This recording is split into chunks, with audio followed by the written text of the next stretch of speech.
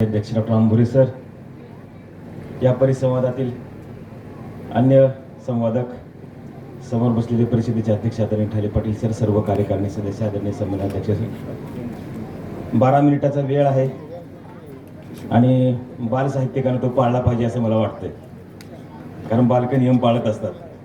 सांबे सर, तर मराठवाड्याच्या बाल साहित्याच्या संदर्भानं बोलताना एकच कवितेची ओळ सुरुवातीला सांगणार आहे. ईमेल करोती संवादम .com मनरंगता व्हायरस बुद्धी विनाशाय email.com नमोस्तुते. कवीचं नाव सांगण्याची गरज आहे सर. तर दासू वैद्यांच्या बालकवितेतली ही एक कविता मराठवाड्यातल्या बालकवितेची वैशिष्ट्य सांगताना मला अत्यंत पहिल्यांदा उद्धृत करावीशी वाटली. आणि या मराठवाड्यातल्या बाल साहित्याच्या अंगानं बोलताना आदरणीय मला वाटतं ठाले सरांच्या भाषणात ते वाक्य नेहमी येतं देगलूरकर सरांचं की बाबा मराठवाडा हा महाराष्ट्र असून उर्वरित महाराष्ट्र हा बृहन मराठवाडा आहे. मला वाटतं साहित्याच्या दृष्टीनं अंगानं विचार करताना या पूर्ण परिसंवादाचा विषय या एका ओळीत सामावलेला आहे. आणि बाल साहित्याच्या अंगाने विचार करताना आपल्याला मराठवाड्यातील अनेक म्हणजे नावं आपल्याला लिहिती आहेत.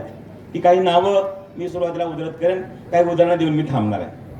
म्हणजे मराठवाड्याच्या बाल साहित्यामध्ये सगळ्यात मोठं नाव मला वाटतं रार बोराडे सरांचं आहे. ज्या बोराडे सरांनी आयुष्यभर लेखन करताना आयुष्याच्या शेवटच्या वर्षामध्ये बाल साहित्यात मोठं कादंबरी लिहिली. प्राचार्य रार बोराडे, भारत सासने सर, कल्याणी नामदार या नावाबरोबरच प्राचार्य दत्ता ससे, महावीर जोंधळे, बाबा भांड, भादव पाटील, डॉक्टर विनय आपशिंकर, सूर्यकांत सराफ सर, डॉक्टर सुरेश सावंत, केशवबा वासेकर, अनुराधा वैद्य, धर्मराज माहुलकर, डॉक्टर दासू वैद्य, डॉक्टर विशाल तायडे, गेनू शिंदे, प्रशांत गौतम, विनोद सिनकर, भगवान आंदीकर, गणेश गुले, देविदास फुलारी, दत्ता डांगे, परश्री जाधव, प्रशांत गौतम, वीरभद्र मिरेवाड, मंजिरी देशपांडे, LK कुलकर्णी, विलास इंदीकर, धर्मराज माहुलकर, प्राध्यापक शिवाजी वाठोरे, शैल नाईक, उद्धव भैवाळ, शंकर वाडेवाले, अरुण व्ही देशपांडे, प्रभाकर साळेगावकर, सय्यद अलाउद्दीन, वर्षारी पाटील, धोंडीराव सिंह ठाकूर, डॉक्टर उर्मिला चाकूरकर, रमेश शिल्ले, प्रकाश गाजगिने, DK शेख, विठ्ठल जाधव, संजय खाडे, सीमेवर असणारे आमचे कैलासजी दौंड आणि अनेक नावं अशी सांगता येतील आपल्याला. अलकासाहेब काळ, किती नावं म्हणजे सांगू शकतो. सगळ्यांची नावं इथे घेऊ शकत नाही. मात्र मराठवाड्याच्या बाल साहित्यामध्ये अत्यंत काही महत्त्वाचे नाव आहेत आणि वेगवेगळे प्रयोग त्यांनी या संदर्भाने केलेले आहेत. त्या काही प्रयोगाचा उल्लेख आपल्याला इथे निश्चितपणे करावा लागेल.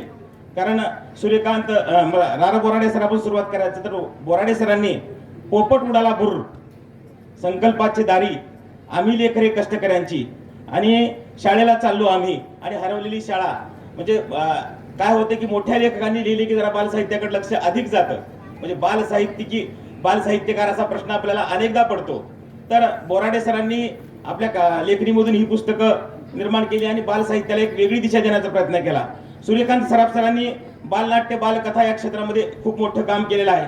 न्यूटन विरुद्ध विश्वामित्र, आगळ्या वेगळ्या गोष्टी, चंचल झाड चांदीचे या पुस्तकाबरोबर त्यांनी काही तालकथा लिहिली आहे. एक वेगळा प्रयोग त्यांनी अनेक पुस्तकांमधून केलेला आहे. केशवबा वासेकर यांच्या कथेमध्ये 60 वर्षापूर्वीचं चित्रण आपल्याला वाचायला मिळतं. नंदी बैल गुबगुबू, लहानपण देगा देवा, ही त्यांची पुस्तकं आपल्याला जुनं चित्रण वाचावयास मिळतं या पुस्तकांमधून. विशाल तायडे यांची ढ ही कादंबरी आता सध्या गाजते आहे. प्राण्यांचा व्हॉट्सअप त्यांचा आपल्या सगळ्यांचा परिचय आहे. याशिवाय साहित्य अकादमी पुरस्कार ज्यांना मिळाला ते डॉक्टर सुरेश सावंत सर, त्यांच्या श्रेष्ठ भारतीय बालकथा किंवा अनेक पुस्तकं त्यांची जवळपास बाल साहित्यामध्ये 40-50 पुस्तकं आहेत. त्यामध्ये कथा कविताच नाही तर बाल साहित्याची समीक्षाही त्यांनी म्हणजे संपूर्ण महाराष्ट्राला केंद्रीभूत धरून केली आहे. मराठवाड्यासाठी जरी वेगळी केली नसली तरी त्या म्हणजे या समीक्षेचा उपयोग सगळ्या मराठीच्या बाल साहित्याला होऊ शकतो. डॉक्टर दासू वैद्य यांच्या कवितेचं वैशिष्ट्य म्हणजे मुलांचं बालविश्व त्यांनी सुंदरपणे रेखाटलेलं आहे. त्यांच्या कविता आशयघन आहेत. मी आता जे सुरुवातीला उल्लेख केला तशा अत्यंत सुंदर आशयघन कविता आपल्याला वाचायला मिळतात. मराठवाड्यामध्ये बालवाङ्मयामध्ये दत्ता डांगे आणि मला वाटतं महावीर जोंधळे बाबा भांड सर या 2 प्रकाशकांनी खूप मोठं योगदान बाल साहित्याच्या प्रकाशनासाठी दिलेलं आहे. ते स्वतः लेखक कवी म्हणून तर मोठे आहेतच, पण या 2 प्रकाशकांनी अनेक बालसाहित्यिकांना लिहिता केलेला आहे. अनेक प्रकाशकांची नाव सांगते, पण ही 2 नावं प्रामुख्याने आहेत. त्याच दत्ता डांगे यांचं सहकार्य हे श्रेष्ठ हा एक पुस्तक चांगलं वाचण्यासारखं आहे. मोठी माणसं म्हणजे मोठ्यासाठी लिहिणारी लेखक जेव्हा बाल साहित्य लिहू लागतात तेव्हा अनेकदा त्याच्यातलं वेगळे पण जाणवतं. आज सकाळी आपल्या सोबत असणारे अखिल भारतीय साहित्य संमेलनाचे पूर्वाध्यक्ष भारत सासने यांच्या कथांचं साहित्याचं वैशिष्ट्य म्हणजे फॅन्टसी हे त्यांच्या बालसाहित्याचं वैशिष्ट्य आहे. त्यांच्या बालसाहित्यामधून अद्भुत रस मिळतो आपल्याला. उत्साहवर्धक वातावरण त्यांच्या बालसाहित्यातून वाचायला मिळतं. बोलणारे पशु पक्षी प्राणी आपल्याला त्यातून भेटतात. आणि मराठी बालसाहित्याला शमशेर बहादूर सारखा नायक त्यांनी दिला. म्हणजे पूर्वीच्या काळी जे फास्टर पेने, गोट्या, धर्मा हे जे बाल नायक होते ते नायक मध्ये एक शमशेर बहादूरची फरक मधल्या काळामधला जर आपण गॅप लक्षात घेतला तर हा निश्चितपणे आपल्या लक्षात येतो. गणेश घोले यांची झाड कादंबरी आहे. सुंदर माझी शाळा तर महाराष्ट्रभर वेगवेगळे रेकॉर्ड केलेले आहेत. म्हणजे बाल साहित्य लिहिताना केवळ वेगवेगळ्या अंगाने ते सादरीकरण करण्याचंही कौशल्य काही जणांमध्ये त्यामध्ये गणेश घोले यांचा उल्लेख होतो. त्याचबरोबर संजय आयलवाड जो आपल्या उदगीरचा आहे त्याची झिब्रा नावाची बालनायिका बालसाहित्यामध्ये चांगला धुमाकूळ घालते. त्या आता बाल कादंबरी त्या झिब्रा नावाच्या त्याच्या बालनायकीची आली आहे. डॉक्टर उर्मिला चाकुरके यांचा आदित्यचे डिस्नीलँड सफर आणि अग्निशिखा. प्रभाकर साळेगावकरांचा उल्लेख सकाळी मला वाटतं इथं बारगजे सरांनी केला. अंघोळीचं झाड म्हणजे अंघोळीचं झाड किती प्रभावी होऊ शकतं आणि त्याचं किती वास्तव रूप असू शकतं ते आपल्याला वाचायला मिळतं. त्याचबरोबर त्यांचं तूच आमची शान, देविदास फुलारी सरांची दुधावरची साय असतील किंवा त्यांची अन्य 2 पुस्तकं असतील, ही सगळी पुस्तकं बालसाहित्याला दिशा देऊन जाणार आहेत. याचबरोबर बबन शिंदे नावाचा कळमनुरीचा साहित्यिक आहे. त्यांनी अनेक पुस्तकं लिहिली. त्याच्यातलं त्यांचं तुकडोजी महाराज चरित्र असेल किंवा अन्य चरित्र असेल. इकडे धाराशिवमधून आमचे बालाजी मदन इंगळे यांचं रंगीत रंगीत रानफूल असेल किंवा परवा बालाजी इंगळेचं आलेलं भाषायन अत्यंत महत्वाचं पुस्तक. आता बाल साहित्याच्या संदर्भात त्याचा उल्लेख यासाठी करतो की त्यांनी भाषिक प्रयोग जे मुलांसाठी केलेले आहेत. म्हणजे मराठी भाषेची मुलांना जोडून ठेवण्याचं जे काम आहे ते भाषांच्या माध्यमातून झालेलं आहे. विश्वास वसेकरांची बाल साहित्याची समीक्षा असेल किंवा समाधान शिकितोडाचं जादुई जिंगल ही अद्भुत कलाकृती आहे. फॅन्सी आणि म्हणजे अद्भुत मिश्रण त्याच्यामध्ये या सगळ्या साहित्यामध्ये आपल्याला वाचायला मिळू शकतं.